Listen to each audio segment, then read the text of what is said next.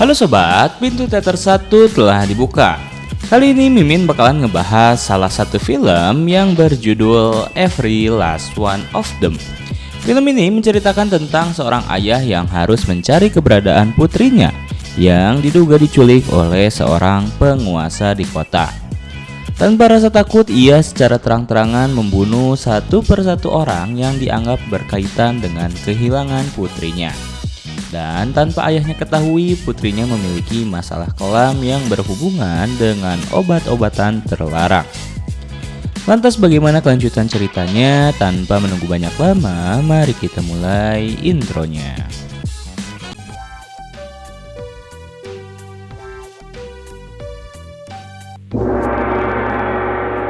Scene dimulai dengan menampilkan seorang pria bernama Jack Hunter yang menghampiri suatu bar di daerah pesisir kota. Saat itu ia langsung dilayani oleh wanita penghibur yang mencoba untuk menebak dari mana ia berasal. Dimulai dari LA, Kentucky. Semua salah karena Jack berasal dari Vegas. Merasa cemburu, wanita itu hanya melayani satu orang saja. Terdapat sekelompok remaja yang menyuruh wanita penghibur itu untuk menghibur mereka. Namun wanita tersebut menolak, yang membuat salah satu dari mereka bernama Bobby marah. Ia langsung menghampiri wanita itu dan memintanya untuk segera pergi. Kemudian ia menjelaskan kepada Jack apabila ia membutuhkan jasanya, maka ia harus membayar 2 kali lipat kepadanya. Tentu saja Jack menolak, karena kedatangannya bukan untuk mencari hiburan, melainkan untuk mencari keberadaan putrinya. Kesal dengan perkataan Jack membuat Bobby menarik kerah jaketnya, sehingga Jack dengan otomatis menghajar Bobby hingga membuat hidungnya patah. Melihat rekannya dihajar membuat rekan-rekannya langsung mencoba untuk membantu. Tetapi yang terjadi, mereka juga dihajar habis-habisan hingga akhirnya datanglah ayah dari Bobby yang bernama Nichols. Ia meminta kepada anak buahnya untuk membawa Jack ke kantor mereka agar bisa diidentifikasi mengapa ia melakukan ini semua. Sementara Nichols menyuruh Bobby untuk segera pulang mengobati hidungnya yang terluka. Di suatu ruangan serba putih, Nichols bertanya mengapa Jack berani melakukan hal tersebut kepada anaknya. Siapa dirinya dan mengapa ia datang ke kota ini hanya untuk mengacau. Jack hanya terdiam. Nichols menjelaskan jika ia sangat tak menyukai orang yang sok jago seperti Jack. Tetapi sayang sekali ia harus segera pulang karena Maggie telah menyuruhnya dan ia memiliki urusan penting yang harus diselesaikan. Setelah itu Nichols bertemu dengan Opsir Kim yang menyuruhnya untuk memberi kedua orang yang sedang berada di dalam untuk bersenang-senang sejenak. Ternyata saat itu Stone beserta salah satu rekannya sedang menyiksa Jack yang kesulitan bernafas. Beruntung Kim langsung menyuruh mereka berdua untuk segera pergi dari tempat tersebut. Setelah itu Opsir Kim membuka borgol yang mengait kedua tangan dari Jack. Ketika Opsir Kim baru saja membuka borgol tersebut, Jack tiba-tiba merebut senjata miliknya dan mengambil kunci mobilnya. Jack menjelaskan jika ia tahu Opsir Kim adalah seorang polisi yang baik, maka dari itu ia tak akan macam-macam kepadanya. Opsir Kim memberitahu Nichols, orang yang berhadapan dengannya adalah orang yang berbahaya. Ia penguasa di kota ini dan akan sangat berbahaya apabila Jack berkeliaran sendiri. Namun Jack tak peduli, lalu ia segera mencuri mobil polisi yang sering digunakan olehnya. Setelah itu, ia berkendara sesukanya. Di kediaman Nichols, ia langsung menghampiri kembali Bobby yang saat itu sedang menghisap rokok elektrik miliknya. Nichols mulai bertanya siapa sebenarnya pria itu, apa urusan dirinya dengan Bobby. Nichols bertanya sembari menekan kembali hidung Bobby yang saat itu masih mengalami kesakitan. Bobby berkata jujur, ia tak tahu siapa pria itu, karena Jack tiba-tiba datang ke bar dan langsung mencoba untuk menyerangnya. Lalu Nichols menyuruh Bobby untuk keluar kamar. Ia kembali bertanya mengapa Jack memiliki foto dari Melissa, yang notabene-nya adalah anaknya sendiri. Tetapi Bobby kembali menjawab jika ia tak tahu siapa dan tak tahu alasannya mendatangi dirinya. Sementara itu, jauh sebelum Jack mencari keberadaan putrinya, ia sering bertemu dengan banyak orang. Salah satunya adalah Murphy, atasannya yang selalu mendukung setiap keinginan yang Jack inginkan. Nichols bukanlah penguasa biasa. Ia memiliki suatu proyek bersama pemerintah yang akan mengucurkan dana kurang lebih sebesar 500 juta dolar untuk lahan perairan yang Nichols miliki. Bahkan Nichols telah secara resmi mendapat kucuran dana tersebut. Tinggal menunggu beberapa hari untuk meresmikan semuanya. Ketika Nichols telah menghadiri acara tersebut, ia pulang bersama Maggie. Dan saat itu ia terkejut ketika ternyata Jack muncul di hadapannya dengan menodongkan senjata kepadanya. Mendengar suara keributan, Bobby keluar dan bertanya apa yang terjadi. Jack menjelaskan jika gelang yang sedang Bobby gunakan adalah milik anaknya yang bernama Melissa. Ternyata Melissa mengenali Bobby. Ia sering menghabiskan waktu bersama rekan-rekannya, seperti menghisap ganja dan berpesta. Pada malam itu, Bobby yang terlalu berada jauh di dalam pengaruh obat-obatan mengajak Melissa melakukan suatu tindakan bodoh. Perlahan Melissa tak bisa menahan dirinya sendiri. Ia terlalu banyak menyuntikkan zat tersebut ke dalam tubuhnya. Bobby mencoba menjelaskan tentang semua yang terjadi pada malam itu, karena ia menyebutnya sebagai suatu kecelakaan. Namun Jack tak mau mendengarnya. Ia memutuskan untuk menembak Bobby tepat di area perutnya hingga ia terpental dan langsung tewas. Sementara itu, Maggie yang berada di atap langsung segera menembaki Jack yang langsung kabur masuk ke dalam area perkebunan kelapa sawit. Nichols yang melihat secara jelas anaknya tewas dibunuh oleh orang yang tak bertanggung jawab meminta kepada seluruh anak buahnya untuk mencari keberadaan Jack. Ia tak mau Jack diloloskan begitu saja. Akhirnya pencarian pun dimulai. Jack yang saat itu masih memiliki persenjataan berusaha untuk berlindung diri dari kejaran para sheriff, sekaligus anak buah dari Nichols. Karena kebanyakan para polisi tersebut adalah para polisi korup. Dan keahlian yang Jack miliki, ia berusaha untuk bersembunyi menyerang mereka satu persatu. Jack tahu dirinya tak akan bisa menyerang mereka satu persatu. Terlebih kini Jack mengalami luka tembak di area bahu. Sehingga ia memilih untuk bersembunyi, kemudian menangkap mereka dan membunuhnya.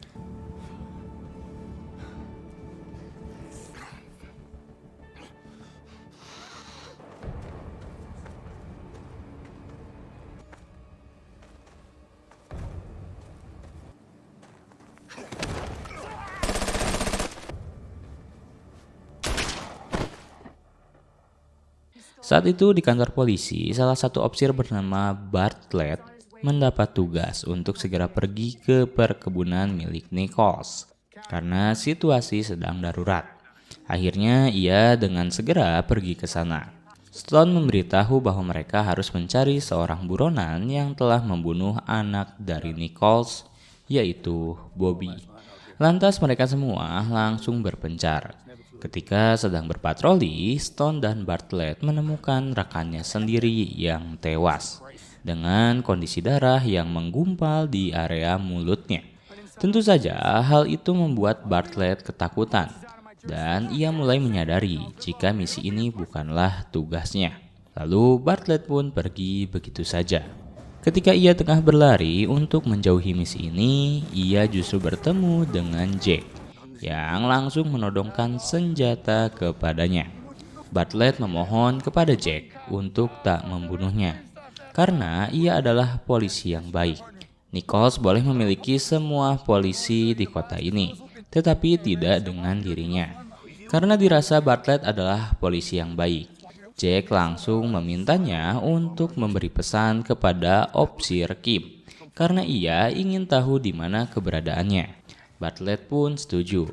Lalu ia dipersilahkan untuk kabur.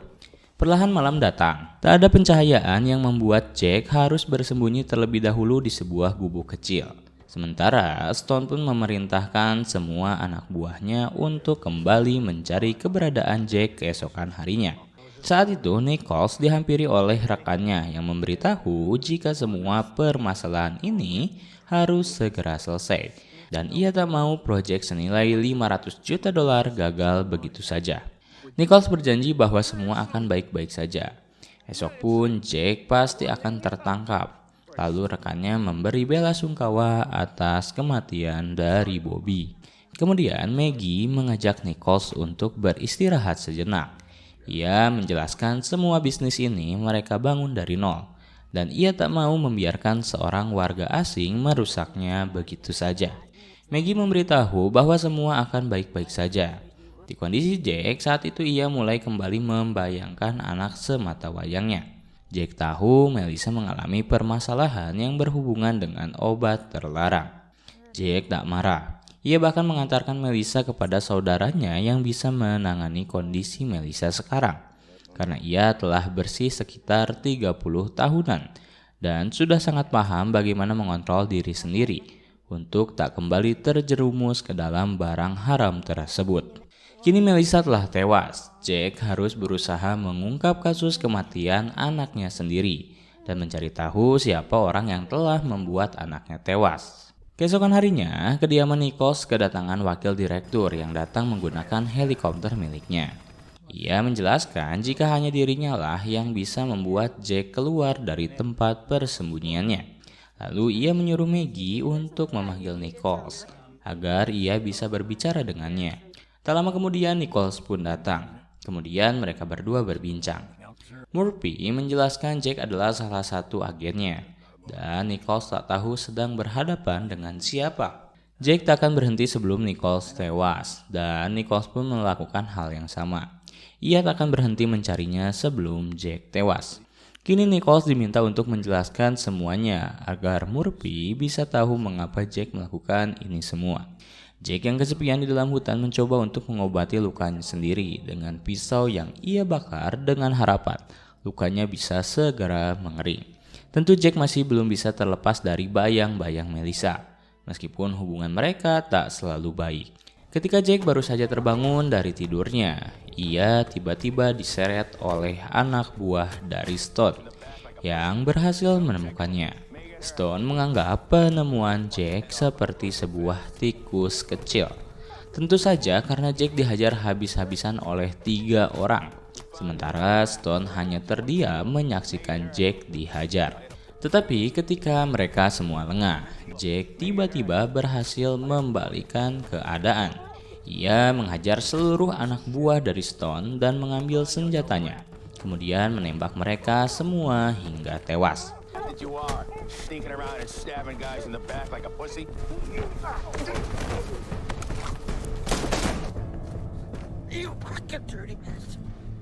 Sementara Stone, Jack lebih memilih untuk menembaknya tetapi tidak membunuhnya.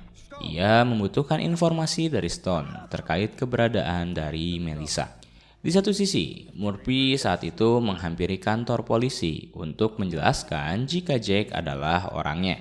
Ia bisa mengatasi ini semua asalkan Jack bisa dipancing agar mau melakukan panggilan telepon dengannya.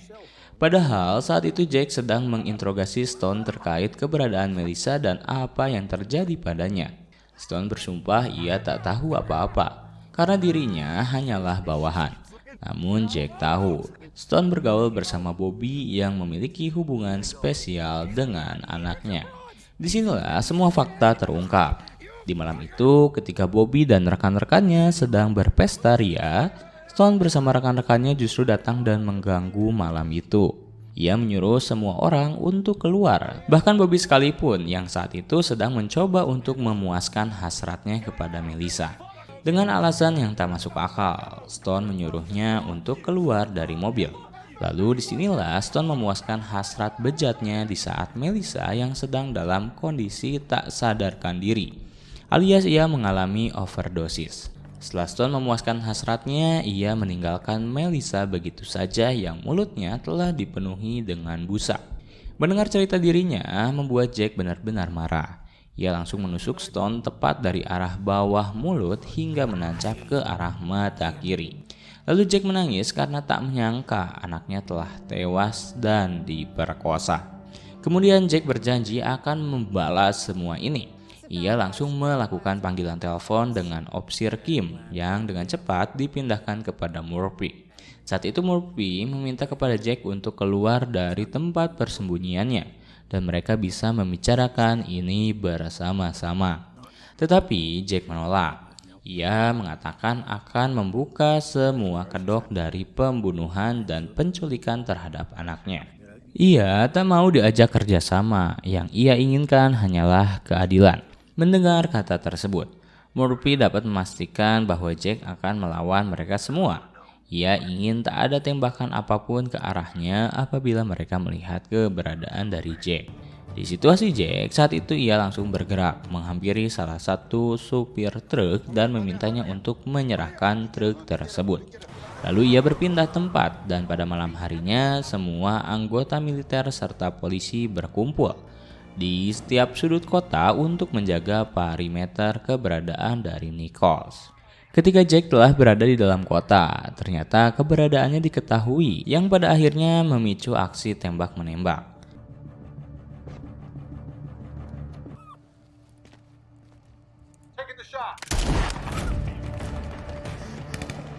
Karena dirinya sendirian, otomatis Jack memutuskan untuk mundur. Ia mencoba memancing para tentara itu untuk segera masuk ke dalam sebuah gereja tua. Murphy yang mendapat informasi itu meminta kepada Kim dan Bartlett untuk segera menyiapkan mobil karena mereka akan menjemputnya. Jack berhasil membunuh para tentara yang masuk ke dalam jebakannya sendiri.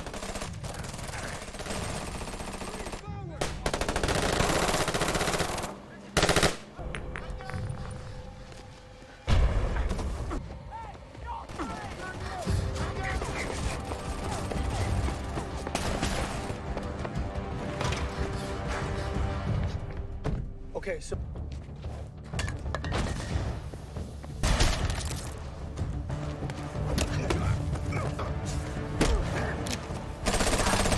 Lalu saat Kim sedang dalam perjalanan, mereka terkejut dengan keberadaan dari Jack yang telah dalam kondisi berdarah-darah. Lantas mereka membawa masuk Jack ke dalam mobil dan Jack meminta kepada mereka untuk membiarkannya masuk ke dalam kediaman dari Nichols. Ketika Maggie sedang ditinggalkan oleh Nichols yang baru saja keluar, ia tiba-tiba dikejutkan dengan kedatangan dari Jack. Ia mengancam Maggie jika dirinya akan mematahkan setiap jari miliknya apabila Nichols tak mau berkata jujur kepadanya. Pertanyaan pertama, di mana keberadaan Melissa? Nichols tak mau menjawab sehingga dengan terpaksa Jack mematahkan jari Maggie. Lalu ia kembali bertanya siapa yang membunuh Melissa. Nichols menjawab ia tak tahu dan jari kedua pun dipatahkan. Barulah di pertanyaan ketiga, Nichols mau menjelaskan semuanya. Tak ada yang membunuh Melissa. Semua terjadi begitu saja. Itu sebuah kecelakaan karena Melissa mengalami overdosis. Jack tetap tak percaya dengan perkataannya. Lalu ia memaksa Nichols untuk memberitahu yang sebenarnya. Dan ternyata saat itu sebenarnya Bobby meminta kepada Nichols untuk membawa Melissa ke rumah sakit. Tetapi Nichols menganggap Melissa telah sekarat, sehingga ia menenggelamkan Melissa ke danau secara hidup-hidup dan membiarkannya tenggelam begitu saja tanpa meninggalkan jejak sama sekali. Mendengar fakta tersebut membuat Jack benar-benar emosi. Ia langsung membawa mereka berdua keluar di saat polisi telah mengepung keberadaannya. Sebagai atasan, Murphy meminta Jack untuk tetap tenang. Semua apa yang ia lakukan tak akan membuat Melissa kembali kepadanya. Maka dari itu ia meminta kepadanya untuk menyerahkan Nichols kepada polisi. Awalnya Jack menolak, ia kebingungan, frustasi ketika menyadari fakta bahwa anaknya dibunuh. holy shit, she's still fucking breathing, Dad. We gotta fucking do something. Did you fucking see that?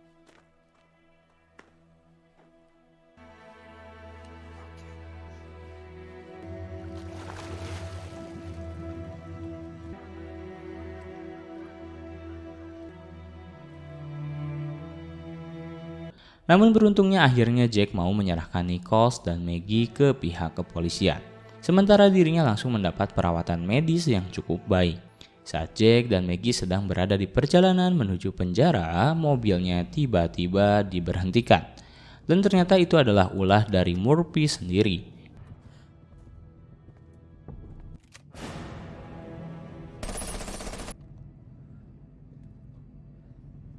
Yang langsung menembaki mereka berdua hingga tewas. Tama